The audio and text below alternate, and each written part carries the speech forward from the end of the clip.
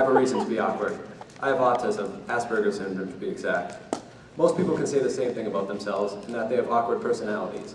This is a different kind of awkwardness, one that affects not only my social life, but my educational life, my family life, and someday my work life as well.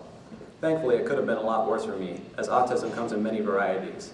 In fact, autism is one of many PDDs, pervasive development disorders, on the autism spectrum.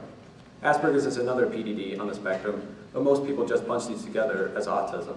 The fact of the matter is that people with autism tend to have linguistic and cognitive impairments, while people with Asperger's have restricted social and communicative development alongside repetitive behavior and interests. Sound like anybody you know? Yes, this explains the mystery behind my abrupt endings in conversations, darting past people in the halls, or my sitting in the corner drawing random stat cards for my RuneScape character. But in reality, autism disorders aren't all that rare. In fact, 9 out of every 1,000 people have autism, almost 1%. That would mean that 660 people in Plymouth have autism, 48,000 in Minnesota, and a whopping 2.7 million in the US. Chances are you know someone other than me who has autism disorders, whether it be that relative you always see at a family reunion but never know, or the genius in your average math class. Let's think back to Ryan Killian's speech in December and his commonly recurring theme of the 3 C's: communication, confidence, and character. I like to think Asperger's as the lack of the 3 C's. However, having Asperger's isn't as down in the dumps as it seems. It has its upsides as well. The most obvious examples are my photographic memory, my perfect pitch, and my ability to name pi to 100 places. This doesn't mean that I haven't had my struggles, though. Making and maintaining friends has always been a difficulty for me among other challenges, but fortunately I've been able to overcome these struggles with the help of my amazing family, some of my hobbies and extracurricular activities, and my early education. First of all, if you know my family, then you know 3 people with autism, me and my 2 brothers. In fact, autism is very much hereditary, as siblings of autistic people are 30 times more likely to be autistic as well. In my case, we believe that the autism came from my mother's side of the family, my Uncle John being the primary suspect. Back when he was a child, however, autism wasn't really considered a disorder. It only became a thing in the early 90s. Most people who meet him think he's a very comical and outgoing guy, but he's always had that quirky side to him. Since he was born, my grandma has said that he has had peculiar interests. For example, he made this secret bookcase in his house straight out of Scooby-Doo that opens up a staircase to his cellar if you knock on it 3 times. He may not be Jesus, but he's one heck of a carpenter. Back to my immediate family. My parents have been very supportive of me and my 2 brothers and have gone out of their way to learn as much as they can about this condition. In addition to my parents coping as much as they can with us, my sister has been extremely helpful to all 3 of us. In fact, she's studying family psychology at St. Olaf specifically for people with autism. In a way, you could say we've inspired each other. One of the many observations my sister has made about autistic people is that people with autism tend to have certain habits and diversions. Specific extracurricular activities can help channel one's focus and avoid these diversions. My example, karate. Karate was an important chapter of my life that not all of you knew about. Although I never achieved my ultimate goal of black belt, I did learn the kind of discipline that autistic people require that sometimes daddy's spankings just can't teach. My instructor, Mr. Murata, was as intimidating as can be. With his booming hayas, his 8th degree black belt, and his cue ball head that made him look like he belonged in a biker gang, I was afraid to go back after the first day. However, he wasn't as scary as he seemed. He's actually seen a lot of students with autism in his time as a karate instructor. In addition to the disciplinary parts of karate, the forms also help as well. In karate, a form is a sequential set of motions designated to one's belt type. As one progresses through the ranks, a new form is learned. Additionally, one must memorize his or her form in order to advance to the next belt. Autistic people tend to excel in this because people with autism think in a logical and straightforward manner without any buts or what-ifs. Since forms are sets of simple actions that never change until the next belt is achieved, it becomes a routine, essentially exhausting the habits by repeating them over and over.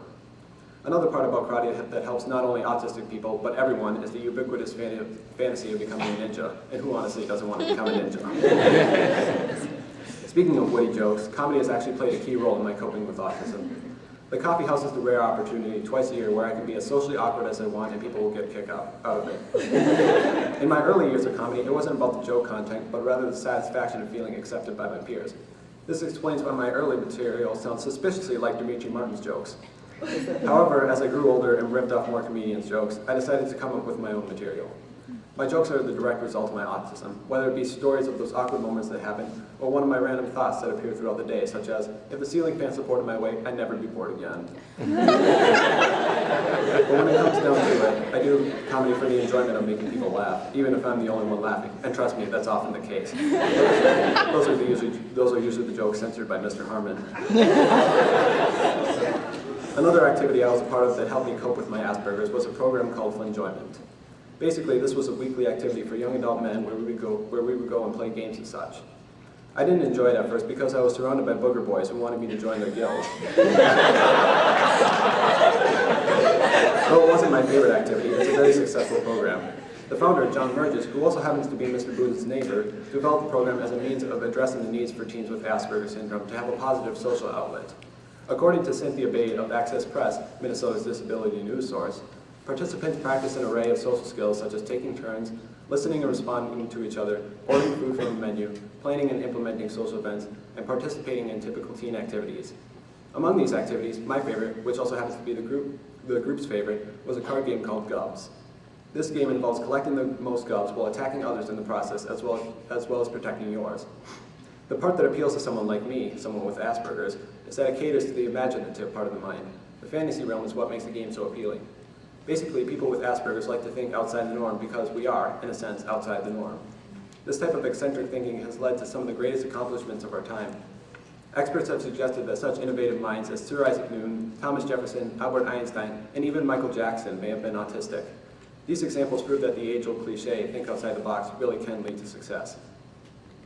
I was lucky enough to have educators encourage me to think outside the box rather than try to have me fit into some mold. In my early education years, I attended Glen Lake Elementary in the Hopkins School District. What's significant about Hopkins schools is that they have one of the best autism programs in the state, and Minnesota has some of the best in the country. At Glen Lake, one of the accommodations made was splitting up weekly spelling tests into 2 different days. Basically, we would take a spelling pretest every Monday and a test on Friday.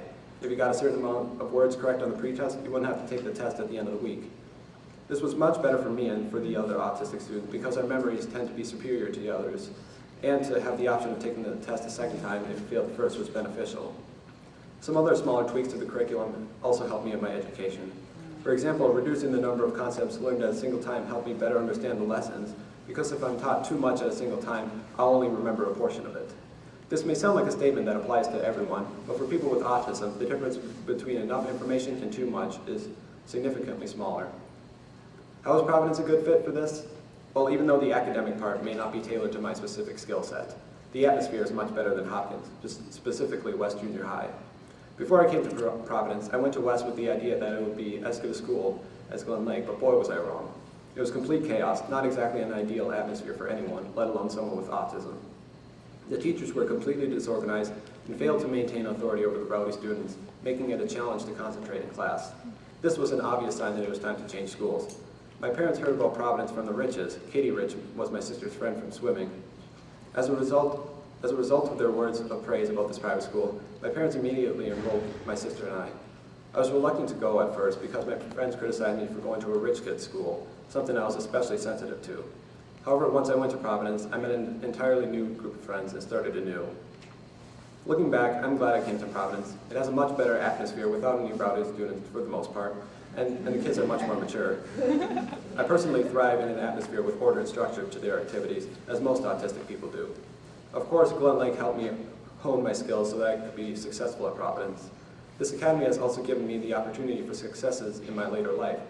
Because of this, I was accepted to my school of choice, South Dakota School of Mines, whereas if I stayed at Hopkins, I'd probably be a store clerk for the rest of my life because I was good with numbers. Now the possibilities for my future are endless, thanks to Providence.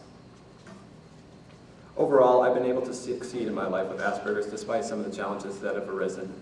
My family has been a key component in overcoming these obstacles, and I can't wait to see my 2 brothers succeed as well. Karate has helped me become more disciplined and serious, but mostly awakening my inner ninja. Everybody gave me the skills to cope with challenges in my education and in my life, which in turn prepared me for Providence.